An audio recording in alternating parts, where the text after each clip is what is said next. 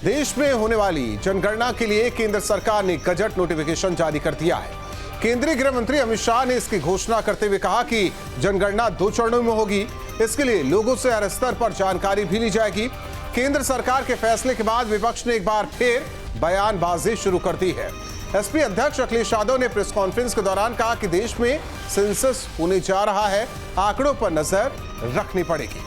कांग्रेस इस फैसले को इंडी गठबंधन की जीत बता रही है। 2 टूक में करेंगे चर्चा, पहले सुनते हैं बयान। वहीं आने वाले समय में सेंसस भी होने जा रहा है, अब तो तारीख भी आ गई है। हम सब मिलकर के और सब लोगों को मिलकर के उसके लिए भी सावधान रहना पड़ेगा। पता नहीं कौन से आंकड़े सरकार दे दे, क्योंकि भारतीय जनता पार्टी के आंकड़ों पर किसी को भरोसा नहीं है। अब कर्नाटक में जिसको ये आइडियल स्टेट कांग्रेस के नेता राहुल गांधी जी करते हैं, उसकी टाइमिंग, उसका इंटरनल कॉन्ट्रडिक्शन, ये इस बात को दर्शाता है कि सोशल जस्टिस कांग्रेस के लिए दिखावा है, प्रतिबद्धता नहीं है। वो ये दिखाता है कि ओबीसी समाज को झांसे में लाना ये कांग्रेस की नीति है, न्याय देना उनका कार्य नहीं है। ये जीत है इंडिया गठबंधन की, ये जीत है करोड़ों भारतवासियों की जो मांग कर रहे थे। ये जीत है कांग्रेस की और इसके नायक बनकर उभरे हैं राहुल गांधी, जिन्होंने पार्लियामेंट में बोलते हुए कहा था, हर जगह तो बोले, ललकारा, कहा था कि कास्ट सेंसस करना पड़ेगा मोदी सरकार को, अगर वो नहीं करेंगे तो हम आएंगे, कास्ट सेंसस करेंगे, और उसी ललकार के आगे झुक गए। पर हम चाहते हैं ये कास्ट सेंसस में बेईमानी ना हो। और ऐसे में बड़े सवाल, देश में शुरू होगी जनगणना, विपक्ष का काम सिर्फ आरोप मढ़ना। सरकार ने किया ऐलान, विपक्ष क्यों हो रहा परेशान। कांग्रेस ने फैसले का किया सम्मान, फिर क्यों दे रहे सियासी बयान। अखिलेश को आंकड़ों पर नहीं एतबार, क्या आरोप मढ़ेंगे इस बार। इन्हीं सवालों के साथ मेहमानों से चर्चा। एस एन सिंह जी, प्रवक्ता बीजेपी, कपिल श्रीवास्तव जी, प्रवक्ता समाजवादी पार्टी, प्रेम नारायण पाल जी, प्रवक्ता कांग्रेस, और वीरेंद्र भट्ट जी, वरिष्ठ पत्रकार हमारे साथ जुड़े हैं। आप सभी मेहमानों का 2 टूक में स्वागत है। कपिल श्रीवास्तव जी, आपसे शुरुआत करते हैं, क्योंकि देखिए लगातार जातीय जनगणना को लेकर मुखर रहे आपके राष्ट्रीय अध्यक्ष और आप लोग खुद, उसमें मैं कांग्रेस को भी जोड़ देता हूं, विपक्षी दलों को जोड़ देता हूं। अब उसे लेकर नोटिफिकेशन तो हो गया है। सवाल इस बात को लेकर कि लोकसभा चुनाव के दौरान जाति जनगणना का मुद्दा जोर शोर से उठा और ये बार बार कहा जा रहा है कि हम लोग की मांग के आगे केंद्र सरकार झुक गई, बीजेपी वाले झुक गए। अब तो सबकी सहभागिता होनी चाहिए, अब तो कोई सवाल इफ और बट वाली तो होनी नहीं चाहिए। नहीं, जो जातीय जनगणना करानी है उस पर कौन सा इफ एंड बट है, और इसमें भी कहीं 2 राय नहीं। बटेंगे तो कटेंगे। जो लोग धुर विरोधी थे कि जातीय जनगणना नहीं होनी चाहिए, हम आर पार की लड़ाई लड़ने के लिए तैयार हैं, इनके सैकड़ों नेताओं का जो बयानात है वो आपके सामने रहा है, ये झुठला नहीं सकते। इनके बड़े नेता से लेके छोटे नेता तक। तो मैं एक बात कहता हूं, इसमें कहीं 2 राय नहीं है कि ये टीम इंडिया की जीत है, ये विपक्ष की जीत है, और ये विपक्ष ने अपनी फील्ड पर इनको लाया है। अब ये खेलें। लेकिन एक बात जरूर है, ये मन विपक्ष के अंदर, इस मन की बात ये है कि निश्चित रूप से ये सरकार क्योंकि अपारदर्शी रही है, पारदर्शिता का अभाव रहा है, तो निश्चित कुछ आंकड़ों में खेल खेल सकती है।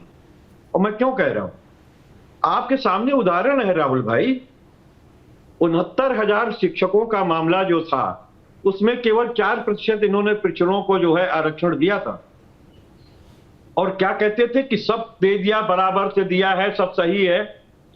और इन्होंने पिछड़े आयोग का अध्यक्ष को हटा भी दिया था, इसीलिए कि उन्होंने भी प्रश्न खड़ा कर दिया था। और अंत में हुआ क्या, माननीय न्यायालय ने इस पूरे 69,000 की नियुक्तियों को निरस्त कर दिया। अब इनका तो चेहरा नहीं छिपा सकते हैं ये कि अगर हमारा संशय है तो इनके कृत्यों के कारण है। आप देखिए ना, देश के अंदर जितनी भी संवैधानिक संस्थाएं हैं सबके चूल्हे हिलाने का काम इन्होंने किया है।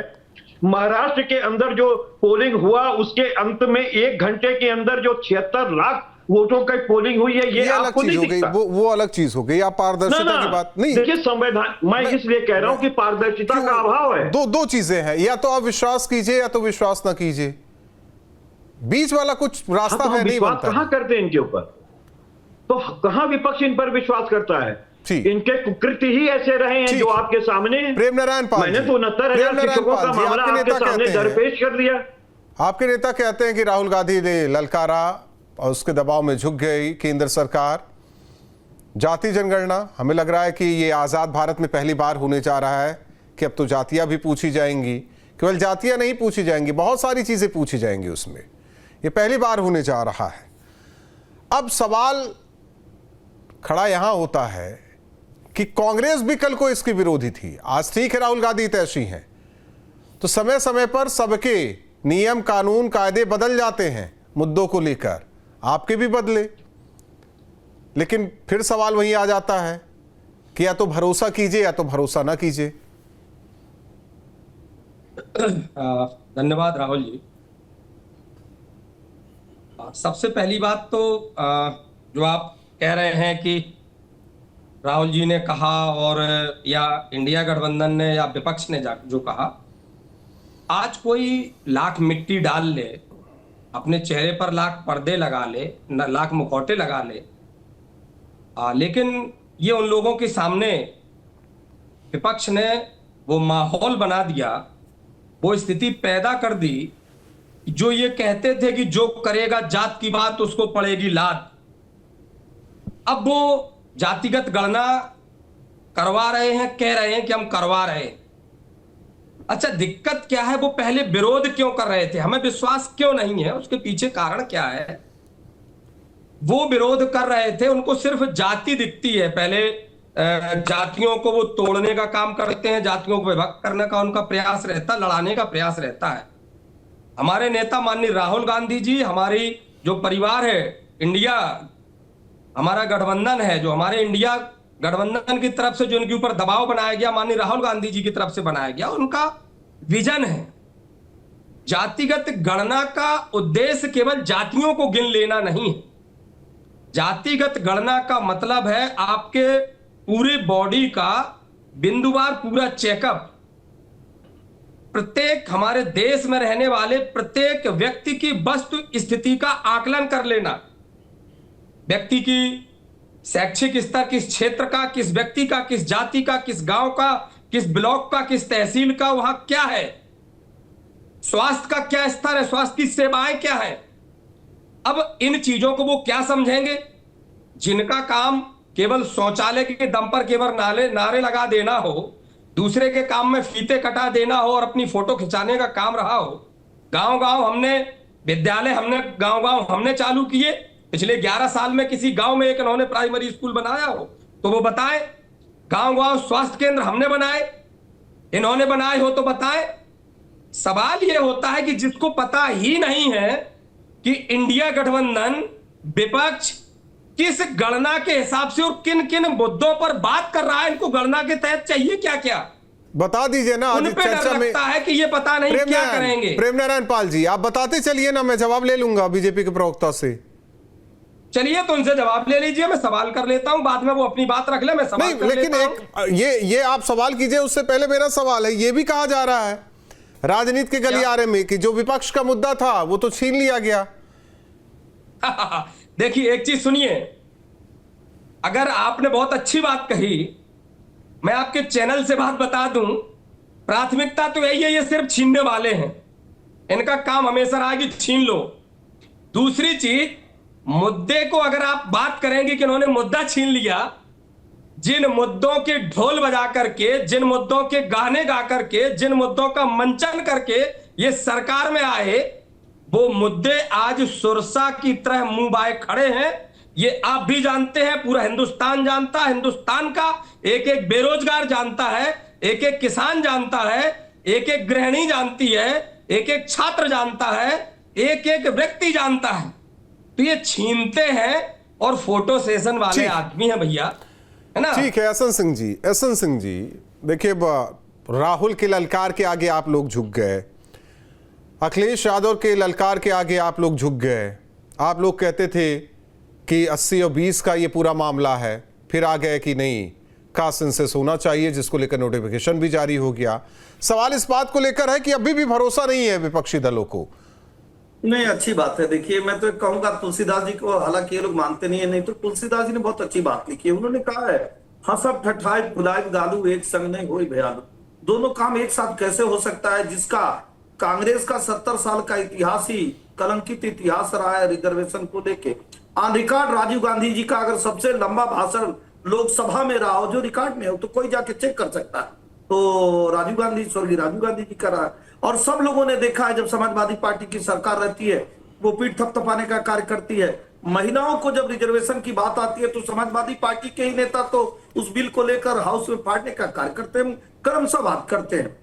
क्योंकि जवाहरलाल नेहरू जी, वो बुद्धू वाला तो सब लोग जानते ही, वो कहते हैं कि रिजर्वेशन से बुद्धू पैदा होता है। स्वर्गीय इंदिरा गांधी जी के बयान को देखे हैं लोग। और मैं एक बात और पूछना चाहूंगा भाई, 10 साल तो समर्थन समाजवादी पार्टी की ना, 1931 के बाद पहली बार जाति जनगणना क्यों होने जा रही है? इसलिए होने जा रही है कि जब एक पारदर्शी सरकार होती है, एक ईमानदार सरकार होती है, एक जवाबदेह सरकार होती है, वो जनता की सरकार होती है, वो भरोसे का कार्य करती है, तो इस नाते विपक्ष जो है वो विरोधी की भूमिका में चला जाता है। और चाहे वो महिलाओं के उत्थान के लिए 3 तलाक जैसा कानून आता है, तो भी समाजवादी पार्टी के लोग विरोध करते हैं, कांग्रेस के लोग विरोध करते हैं। और 2 एग्जाम्पल आपको दूंगा राहुल जी, और इनसे पूछिएगा, काका कालेकर जी की रिपोर्ट कब लागू होती है?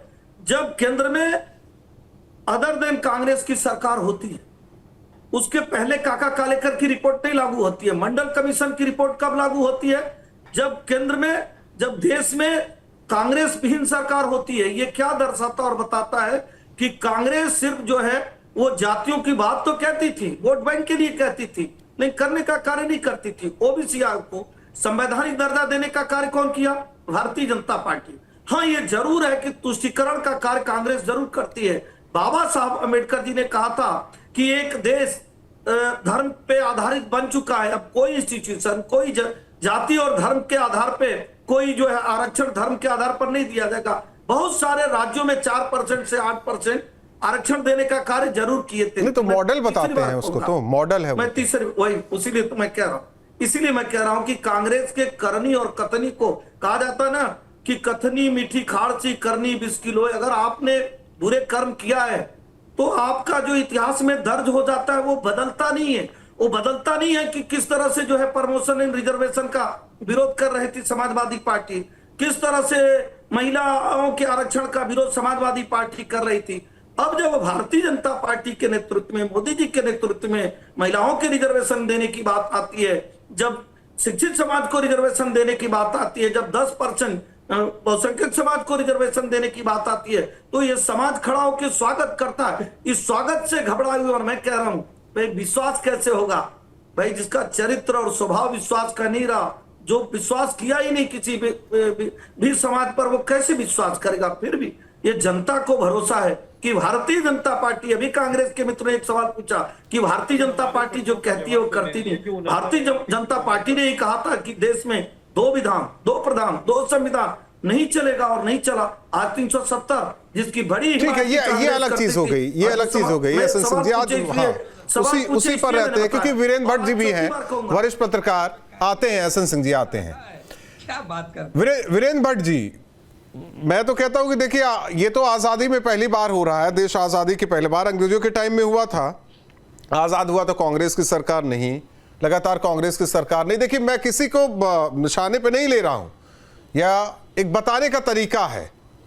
हाँ भाई, मंडल बनाम कमंडल भी इस देश में हुआ है, लेकिन जब ये हुआ तो केंद्र में कौन था ये भी सब जानता है कि हाँ, गांधी नेहरू परिवार से नहीं था कोई प्रधानमंत्री, कोई दूसरा था जिन्होंने दे दिया था। सवाल इस बात को लेकर है कि सब इस टाइम बता रहे हैं अपने आप को कि नहीं भैया, मेरी शर्ट जो है आपकी शर्ट से सफेद है इस मामले में।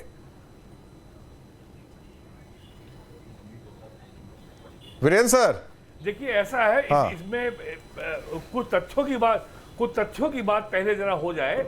2012-13 में मनमोहन सिंह की सरकार के समय सोशियो इकोनॉमिक कास्ट सेंसस हुआ था, और उस समय करीब भारत में 46 लाख जातियों की गणना हुई थी, और अब शायद होगी तो हो सकता है संख्या ये बढ़ के 1 करोड़ हो जाए। और मंडल लागू करने की घोषणा को इस साल अगस्त में 35 साल हो जाएंगे।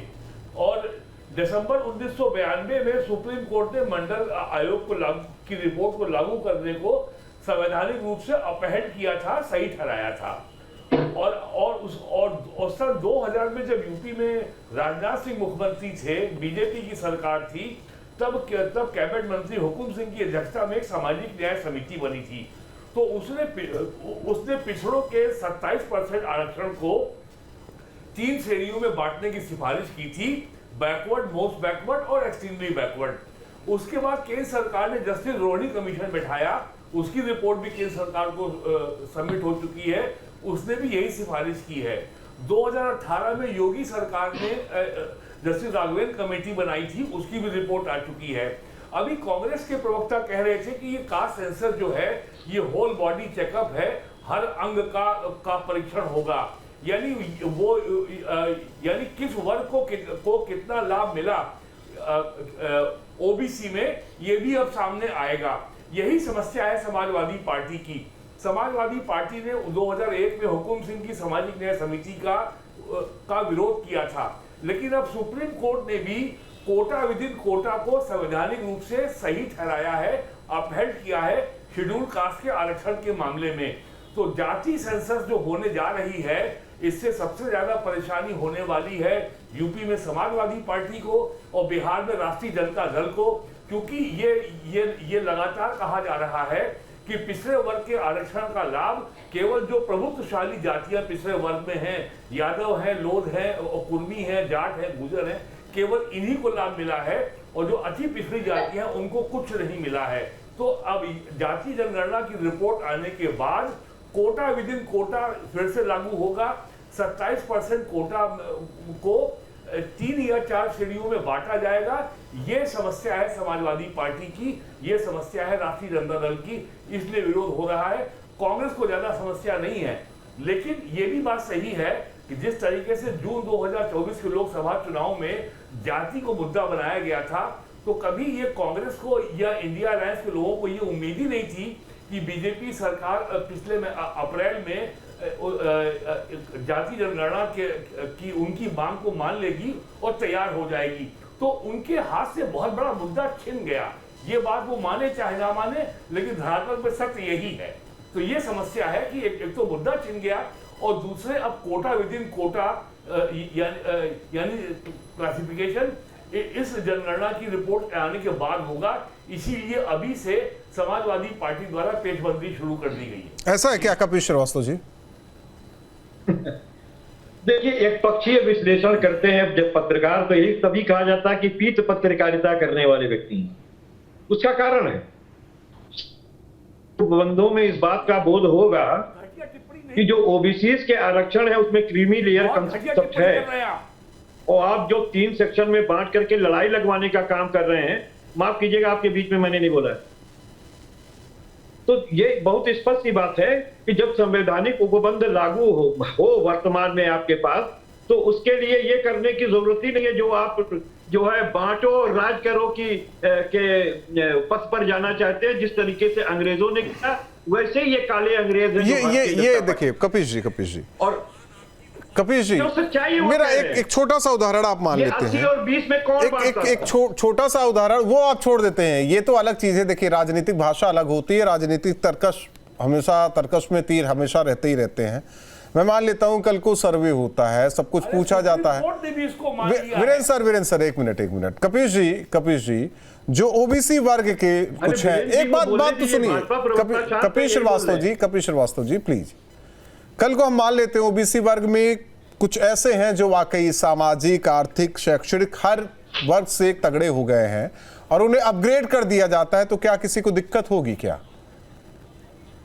मैं तो एक बात कह रहा हूं कि ये तो देश के संविधान से पूछ लो ना कि कोई दिक्कत होगी क्या। जब उसमें उपबंध है तो आप कौन सी नई चीज लागू कर रहे हैं? हमें तो यही समझ में नहीं आ रहा है। पता चले कि वो क्रीमी लेयर से भी ऊपर उड़ गया था।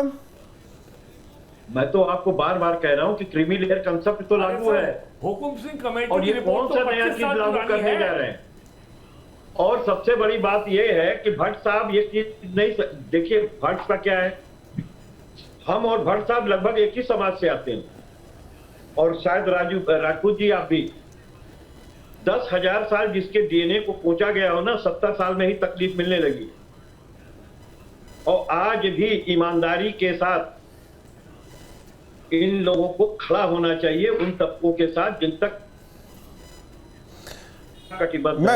कपिल श्रीवास्तव जी, आप वही कह रहे हैं ना, वही कपिल जी वही बार बार कह रहे हैं ना, सवाल कास्ट का नहीं है, सवाल क्लास का है।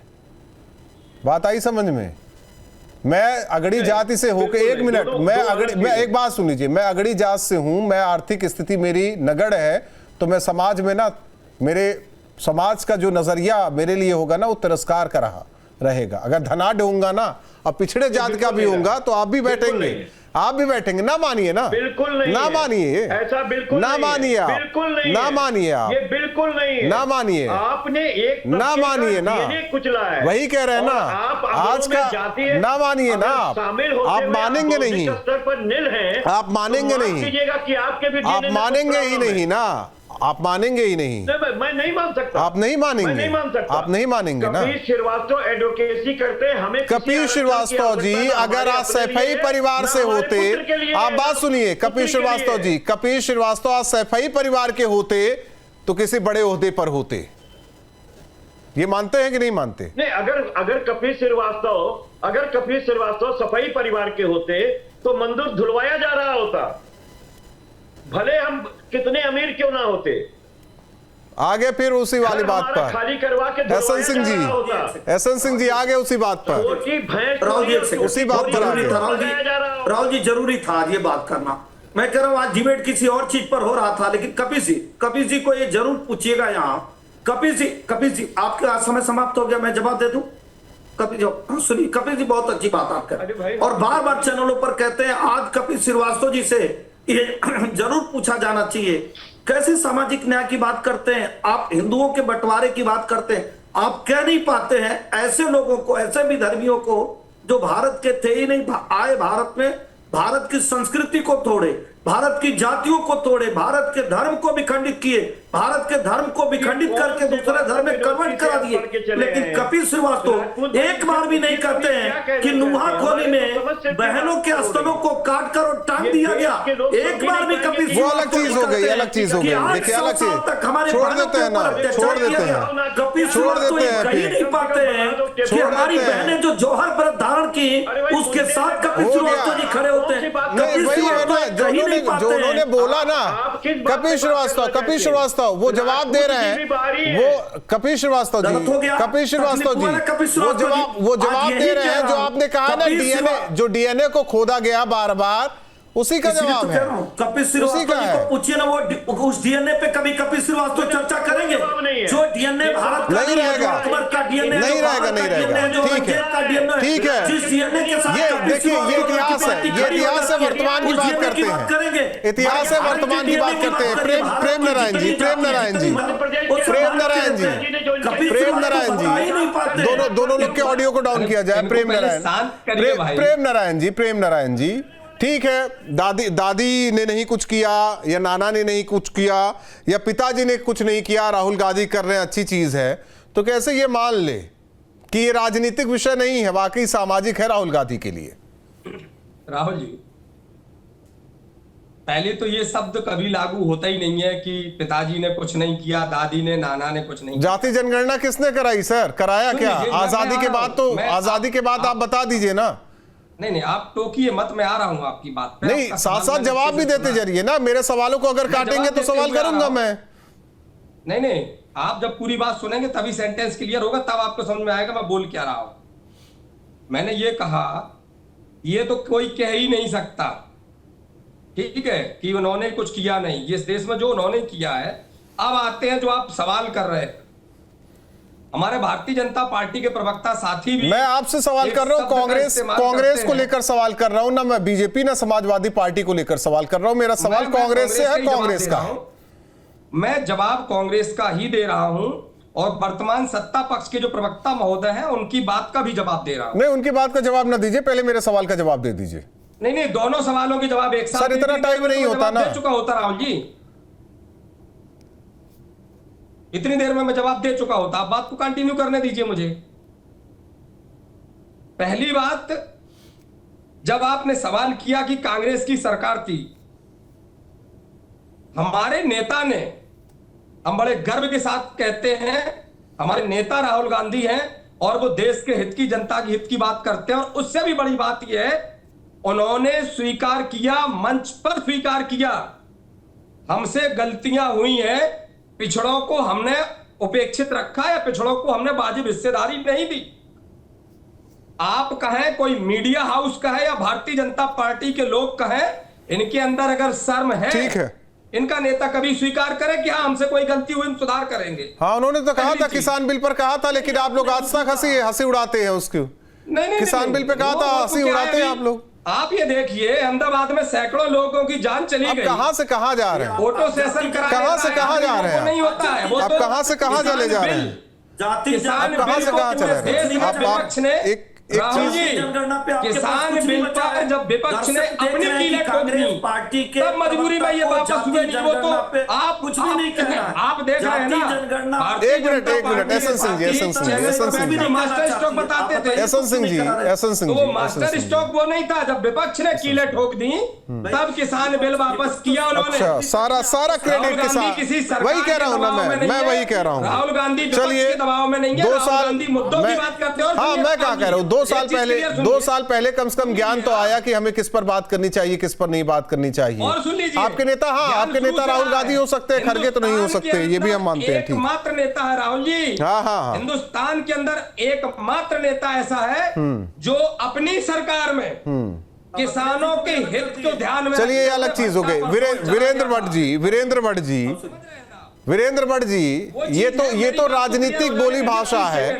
ये 1 मिनट हो गया प्रेम नारायण जी, ये तो राजनीतिक बोली भाषा है, हमें समझ में आ गया। इनको सामाजिक स्तर पर कुछ लेना देना नहीं, इनको राजनीतिक स्तर पर सब कुछ लेना देना है। चाहे वो जनगणना करानी हो, चाहे उस पर राजनीति करनी हो, ये इतना तो समझ में आता है।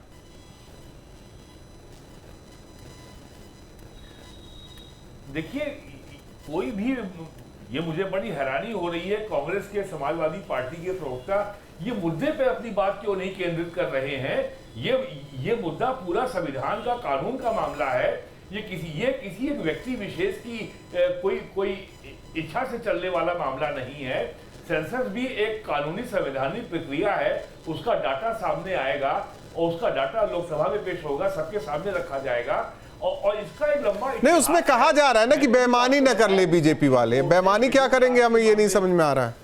बेईमानी न कर ले, नजर रखी जाएगी। बेईमानी क्या कर लेंगे?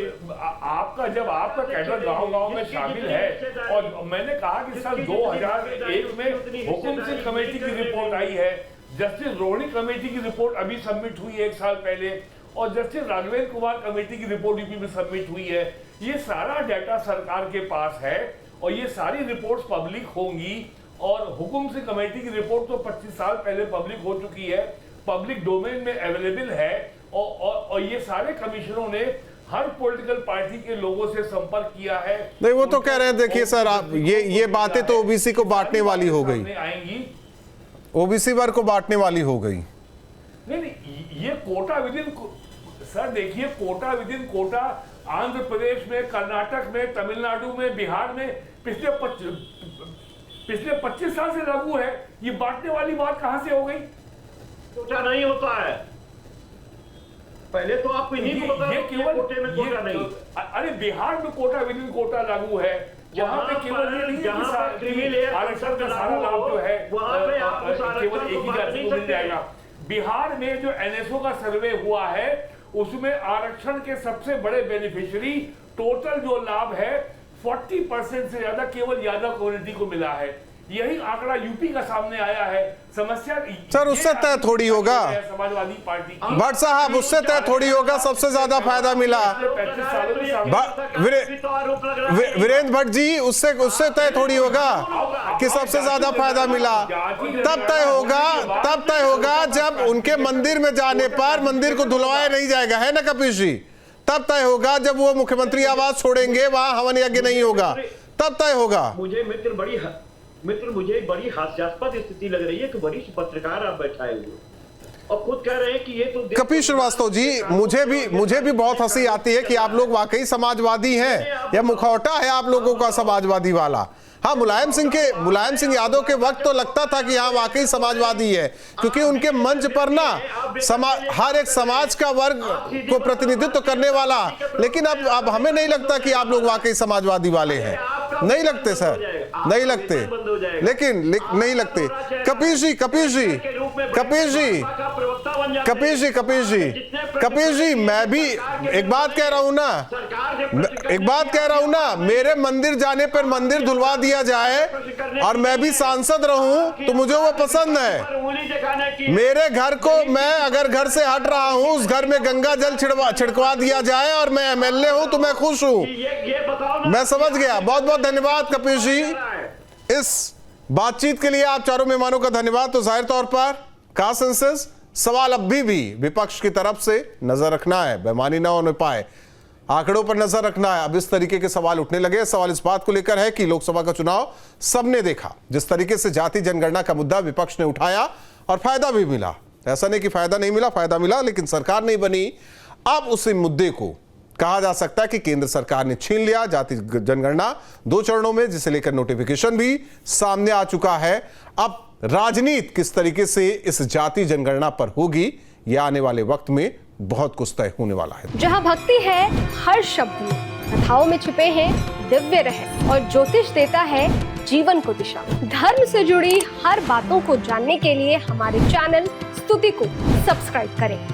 चैनल पर जाने के लिए इस लिंक पर क्लिक करें।